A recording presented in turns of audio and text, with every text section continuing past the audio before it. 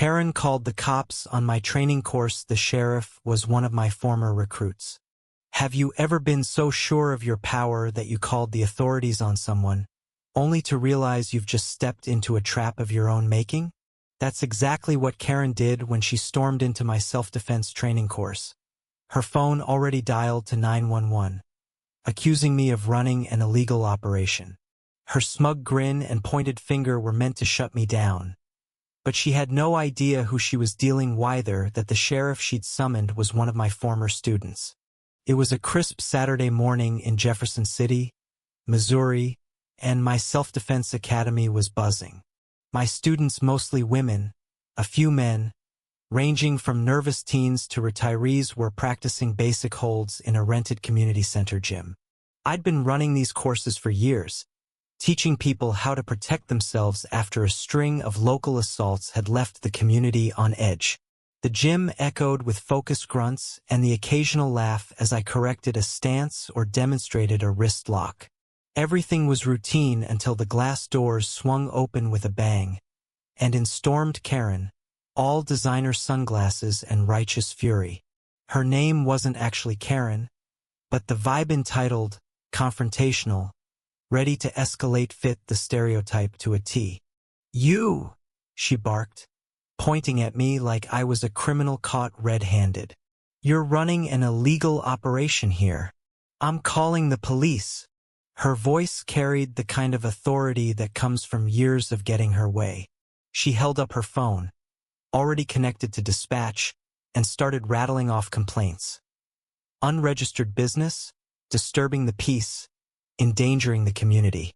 My students froze, their eyes darting between me and this woman who seemed determined to ruin our day.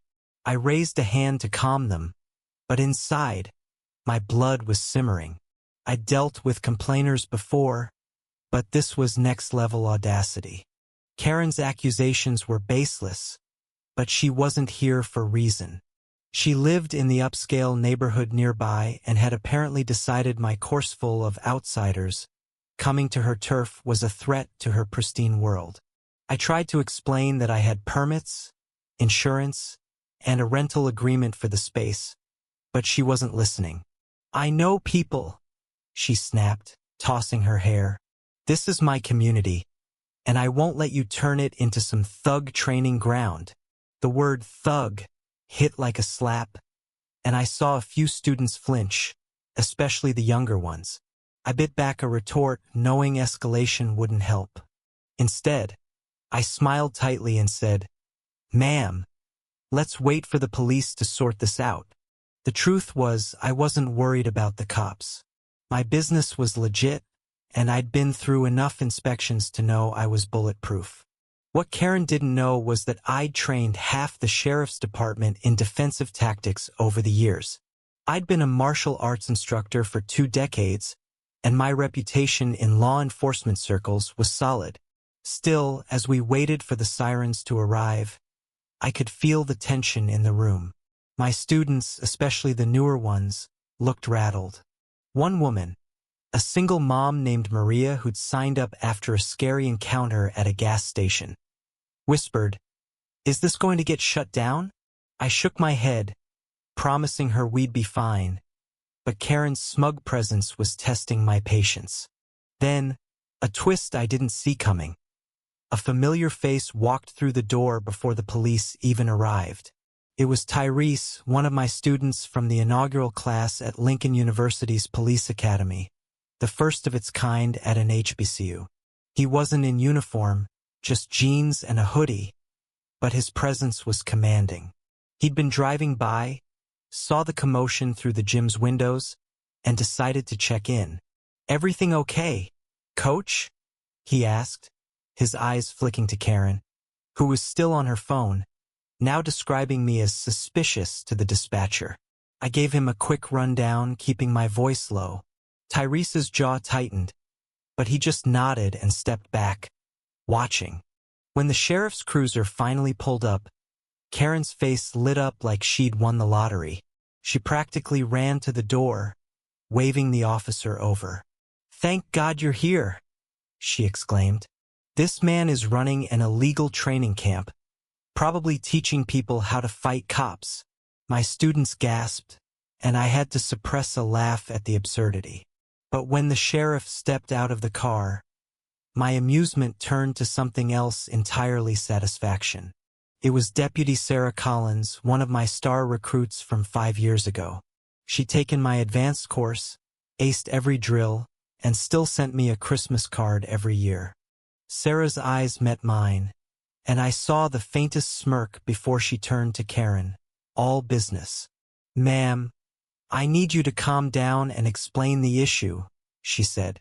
Karen launched into her tirade again, embellishing now with claims that my students were intimidating her neighborhood. Sarah listened patiently, jotting notes, then turned to me. "Mr. Hayes, can you show me your permits?" I handed over my folder: permits, insurance, rental agreement, all in order.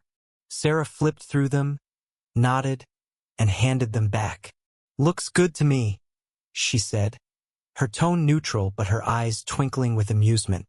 Karen's face turned beet red. "You're not serious," she sputtered. "This is a danger to the community. I demand you shut this down." Sarah raised an eyebrow, her patience clearly thinning. "Ma'am, I've reviewed the documentation. There's no issue here. If anything, this program is helping people stay safe." Karen wasn't having it. She stepped closer, jabbing a finger at Sarah. "I pay taxes for this community. I know the sheriff personally. You'll be hearing from him." That's when Sarah's smirk returned, and she said, "Actually, ma'am, I'm acting on behalf of the sheriff today, and I trained under Mr. Hayes myself. He's one of the best." The gym went silent. Karen's mouth opened, then closed, like a fish out of water. My students started whispering, and Maria let out a soft, "Oh snap!" Karen's confidence crumbled, but she wasn't done yet. She pulled out her phone again, this time threatening to call the mayor. That's when Tyrese stepped forward, his voice calm but firm. "Ma'am, I was one of Mr. Hayes's first students at Lincoln. I'm a deputy now, too. You're wasting everyone's time here. Maybe you should go home and let these people get back to learning how to protect themselves." The double whammy: two of my former recruits, now law enforcement, vouching for me was too much for Karen. Her face twisted in humiliation, but she doubled down, muttering about filing a complaint as she stormed out. Sarah followed her to the cruiser, likely to make sure she didn't cause more trouble. Tyrese stayed behind, clapping me on the shoulder. "You always did attract the crazies, coach," he said with a grin. The students burst into laughter, the tension breaking like a dam. As we resumed the class, I couldn't help but feel a surge of pride. Not just because Karen's plan had backfired, but because my work had ripple effects. Tyrese and Sarah were proof of that, people I'd trained who were now out there making a difference, standing up for what's right. Karen's defeat wasn't just a personal victory. It was a reminder that the community I'd built was stronger than any entitled complainer. By the end of the session, Maria was practicing her wrist locks with a new fire in her eyes, and even the shyest students were standing a little taller. Karen's call to the cops didn't shut us down, it made us stronger. She thought she could wield her privilege like a weapon, but she didn't count on the bonds I'd forged or the legacy of my training. That night, as I locked up the gym, I got a text from Sarah. Handled her complaint. "She's got nothing. Keep doing you." I smiled, knowing Karen's outrage had only fueled our resolve. So what do you think? Was Karen just misguided? Or was she way out of line? Share your thoughts. I'd love to hear where you stand on this one.